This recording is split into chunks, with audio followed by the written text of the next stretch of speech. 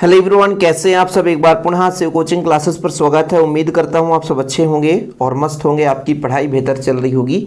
फिर बच्चों, जैसा कि आज पेपर था केमिस्ट्री का हाफ ईयरली एमपी बोर्ड, और यहाँ पर बच्चों एक सेट का मैंने सलूशन करा दिया था। दूसरा सेट है जिसे आप लोग इसे देख लेंगे और इसके क्वेश्चन भी तैयार कर लेंगे। पेपर मैं टेलीग्राम में शेयर कर दूंगा, तो आप लोग बाद में भी इन प्रश्नों को तैयार कर लेना। ओके, चलिए शुरू करते हैं बच्चों। यहाँ पे जो पहला प्रश्न है, देखिएगा कि दिए गए ताप पर समान प्रसरण दाब वाले 2 विलयन है बच्चों, तो उसे हम समपराशरी बोलेंगे। ऐसे विलयन जिनका प्रसरण दाब समान होता है वो समपराशरी विलयन कहलाते हैं। यहाँ पर एल्यूमिनियम 3 पॉजिटिव बच्चों 3 इलेक्ट्रॉन यदि ग्रहण कर लेगा तो एल्यूमिनियम बनाता है। तो 1 मोल हेतु कितने फैराडे आवेश की आवश्यकता होगी? तो यहाँ पर बच्चों आपका 3 फैराडे हो जाएगा। क्या हो जाएगा? 3 फैराडे। ओके, चलिए निम्नलिखित में से कौन सा तत्व परिवर्तनीय ऑक्सीकरण अवस्था नहीं दर्शाता? तो ये इस आपका बच्चों +3 स्कैंडियम जो है +3 दर्शाता है, जो कि परिवर्तनीय नहीं होता। दूसरे सेट में भी इसका क्वेश्चन आया था कि +3 ऑक्सीकरण अवस्था स्कैंडियम होता है। यहाँ पर बच्चों इसकी उपसंयोजित संख्या बतानी है। तो यहाँ पर ये बताना है कि टोटल क्या बोला है? उपसंयोजन संख्या। तो पहले बच्चों उपसंयोजन संख्या कैसे निकालोगे इसका? तो इसका उपसंयोजन संख्या निकालने के लिए चूंकि 3 है बच्चों, यहाँ पर देखिए लिगेंड की संख्या 3 है और ये द्विदंतुर है, इसलिए 2 का मल्टीप्लाई करेंगे तो टोटल 6 आ जाएगा। यदि एक दंतुर होता बच्चों तो एक दंतुर निकालना आसान होता है, लेकिन द्विदंतुर है। द्विदंतुर के कारण इसका जो आंसर हो जाएगा बच्चों ऑप्शन नंबर डी हो जाएगा। ओके, चलिए आगे चलते हैं बच्चों, आगे प्रश्न देखते हैं। आगे देखिएगा एथिलीडीन क्लोराइड है, इसमें से आपको बताना है। तो इसका हो जाएगा जेम डाइहैलाइड बच्चों, जेम डाइहैलाइड। निम्नलिखित में से अम्लीय शक्ति बढ़ने का सही क्रम है। सबसे ज़्यादा अम्लीय शक्ति हो सकता है, आज मैंने एक लेक्चर कराया था जिसमें से फिनाल की अम्लीय प्रकृति बताया था, लेकिन बच्चों यहाँ पर एथेनॉल है, एल्कोहल है, फिर फिनाल है, फिर एस्टिक अम्ल है। तो ऑप्शन नंबर यहाँ पे इसका हो जाएगा। ठीक है, यहाँ पर बच्चों एल्कोहल, फिनाल और अम्ल भी है और एस्टिल क्लोराइड भी है। इनमें तुलना अभी मैंने नहीं कराया है, लेकिन इसका आंसर हो जाएगा आपका सी नंबर हो जाएगा। ओके, चलिए इसके बाद बच्चों चलते हैं आगे। अपना रिक्त स्थान की पूर्ति करनी है। सेल स्थिरांक का सूत्र बताना बच्चों। सेल स्थिरांक यदि x बराबर आपने पढ़ा होगा, या कि मान लीजिए सेल स्थिरांक जो भी आप लोग दर्शाते हैं बच्चों, तो इलेक्ट्रोडों के बीच की दूरी और एक इलेक्ट्रोड के क्षेत्रफल का अनुपात सेल स्थिरांक है, जिसमें x से रिप्रेजेंट करूं तो ये सेल स्थिरांक का फार्मूला है। यहाँ पर बच्चों अभिक्रिया की कोटि क्या है? तो यदि मैं इनको जोड़ दूं इनके घातों को कि 1/2 धन 3/2, तो आपका आ जाएगा 4/2, जो कि 2 आएगा आंसर। अभिक्रिया की कोटि 2 हो जाएगा। Zn केवल ऑक्सीकरण अवस्था दर्शाता है, बताओ। Zn केवल +2 ऑक्सीकरण अवस्था दर्शाएगा, क्योंकि जिंक का जो बच्चों 3d10 है और 3d10 से इलेक्ट्रॉन निकलते नहीं, केवल 4s2 से s का 2 इलेक्ट्रॉन निकल जाता है।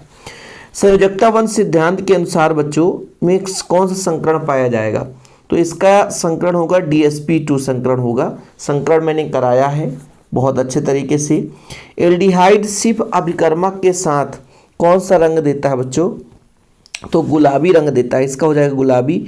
B6 का रासायनिक नाम बताना है। B6 का रासायनिक नाम आपको बताना है। तो इसका राइट आंसर बच्चों आप लोग लिख लेना, पायरिडॉक्सिन। क्या? पायरिडॉक्सिन विटामिन B6 का नाम है। ओके, चलिए आगे बात करते हैं। रिक्त स्थान हो गया। सत्य असत्य का उत्तर बताना है। मोललता ताप के साथ परिवर्तित होता है, बताओ। मोललता ताप के साथ परिवर्तित होता है कि नहीं? दूसरा है डेल्टा G व विद्युत वाहक बल का संबंध, ये सही है ना? ये भी सही है बच्चों, ये भी सही है, दोनों सही हैं आपके। ठीक है, दोनों ताप, जैसे आपका मोललता जो है ताप पर निर्भर करता है, इसलिए सही है आपका। इसके बाद बच्चों इसका IUPAC नाम 8 लगेगा। कोबाल्ट के साथ 8 लगेगा? नहीं लगेगा, क्योंकि कोबाल्ट धनात्मक है, ये ऋणात्मक भाग है, तो इसमें 8 नहीं लग सकता, इसलिए गलत है। लगभग सभी एंजाइम गोलिकाकार प्रोटीन है। सभी एंजाइम, लगभग सभी एंजाइम गोलिकाकार प्रोटीन है, सभी तो नहीं हो सकते, इसलिए गलत हो जाएगा। अभिक्रिया का वेग अभिकारक की सांद्रता के व्युत्क्रमानुपाती नहीं, सीधा समानुपाती होता है। व्युत्क्रमानुपाती किसने कह दिया? सीधा सीधा समानुपाती होता बच्चों, ठीक है। तो ये आपका एक प्रकार से क्या है, अभिकारक व्युत्क्रमानुपाती नहीं, सीधा समानुपाती होना चाहिए, इसलिए गलत है, ठीक है। अब क्रिया के वेग अभिकारक के सांता के समानुपाती, इसलिए गलत है। व्युत्क्रमानुपाती हो, जैसे यहाँ पे व्युत्क्रमानुपाती है इसलिए गलत है, समानुपाती होना चाहिए। सीधा सीधा क्या होना चाहिए बच्चों? समानुपाती होना चाहिए। इसके बाद आपका सही जोड़ी बताना है, ठीक है। ट्रू फॉल्स क्लियर, सारे क्वेश्चन कंप्लीट। चलिए अब मैच द कॉलम देखिए बच्चों। जल का क्या हो जाएगा? जल का हो जाएगा 55.6, ठीक। इसके बाद फिर बच्चों एल्डोहेक्सोस, ये ग्लूकोज हो जाएगा, एल्डोहेक्सोस ग्लूकोज हो जाएगा। यहाँ पर बच्चों लोहा का परमाणु क्रमांक 26 होता है बच्चों, तो 26 में चला जाएगा। यहाँ पर अल्फा हाइड्रोजन विहीन एल्डिहाइड हो जाएगा फॉर्मेल्डिहाइड, और इसका हो जाएगा बच्चों यहाँ से 6 से, यानी 6 एक दंतुर लिगेंड जुड़े हुए हैं, तो इसकी उपसंयोजी संख्या 6 हो जाएगी। इस तरीके से सही जोड़ी भी अपना कंप्लीट हो गया। एक शब्द में आपको उत्तर देना है।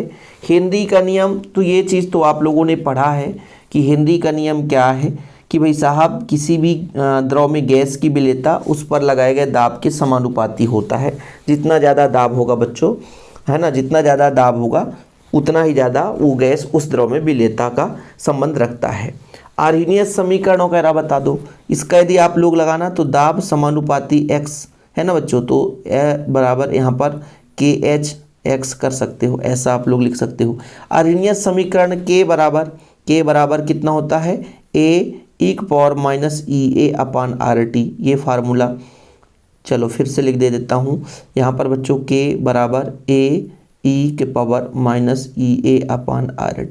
ये आप लोगों ने पढ़ा है बच्चों, ठीक। परमाणु क्रमांक 25 के लिए चुंबकीय आघूर्ण निकालना है। ये थोड़ा सा है क्वेश्चन अटपटा, है ना। चुंबकीय आघूर्ण निकालने के लिए ऐसा निकालते हैं √n+2, तो 25 में 5 अयुग्मित होंगे, तो 5 धन 2 7 √35 आ जाएगा इसका आंसर। इसका आयुपीएसी नाम बता दो आप लोग, आयुपीएसी नाम बता दो बच्चों, ठीक है।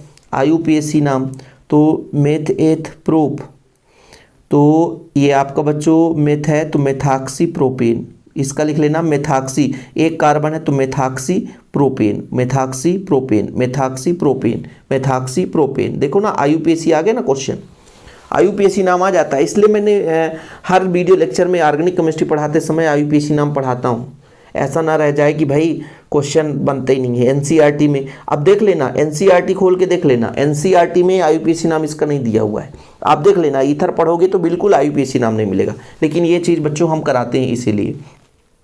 अब क्रिया को पूर्ण करना, ये आपके लिए होमवर्क है। अब क्रिया को पूर्ण करना, तो ये जो बच्चों ऑक्सीजन हटेगा इसमें हाइड्रोजन जुड़ जाएगा, CH2 हो जाएगा, इतना लिख देते तो अब क्रिया पूर्ण हो जाती।